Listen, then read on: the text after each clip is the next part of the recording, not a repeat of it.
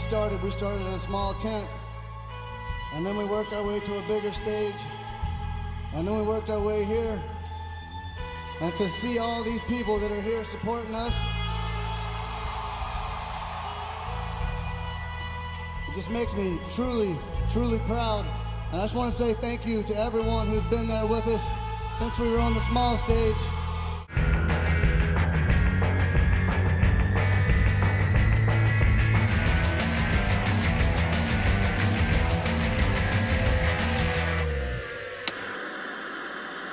Well, I don't know, it's an easy way to, I don't know, convince the people that you live around who really know nothing about you that you've actually made it. You know, you tell them you're playing Bonnaroo, and it's like the one thing that gets through to them. You can always bring in a big star and know that a lot of people want to see them, but when you can really develop along with an act, it shows a commitment that's a different kind of relationship. I remember some of the first Kings of Leon shows. It was just a few hardcore fans from the Nashville area and their girlfriends. Of all the bands that have grown with us, I think Kings of Leon have taken the biggest jump from being on the smallest stage to headlining the main stage a couple of years ago.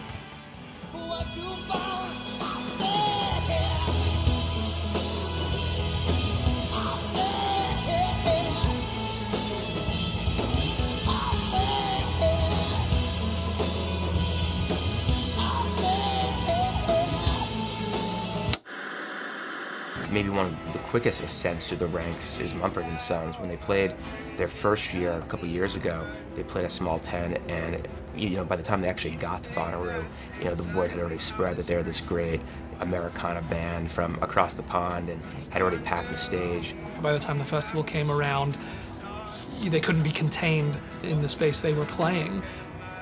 And then when they came back the second time and played the Witch stage, it was probably the biggest crowd that stage has ever seen. But someone described it as it was changing the gravitational pull of the festival, because there were so many people there that it felt like that was really the headlining performance for the day. Thank you very much.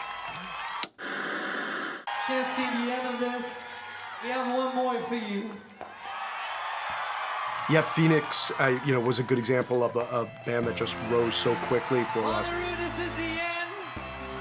It was the first year that they played. It was kind of a last-minute booking.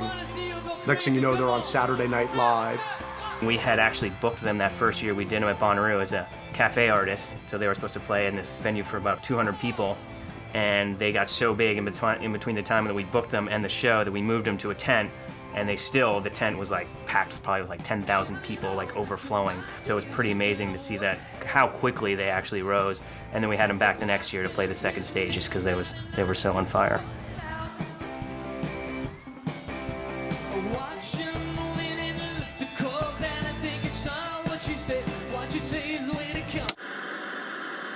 Yeah, I think My Morning Jacket was always a band that everybody was watching with a sense that these guys could really become something very big. Y'all ready to get this thing started? We're My Morning Jacket all the way from Louisville, Kentucky. Thanks for showing up early.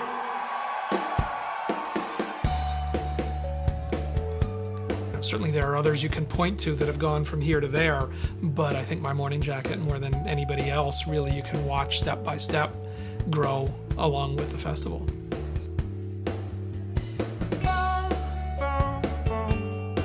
We kind of rarely have bands back every year, but then we kind of had them for like 5 years in a row just because we were such big fans.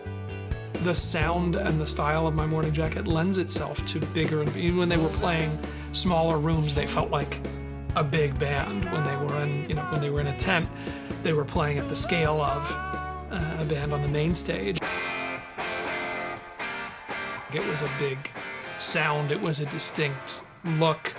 I think from the early days, there were a lot of people at least watching out of the corner of their eye saying, let's see where these guys are going to go.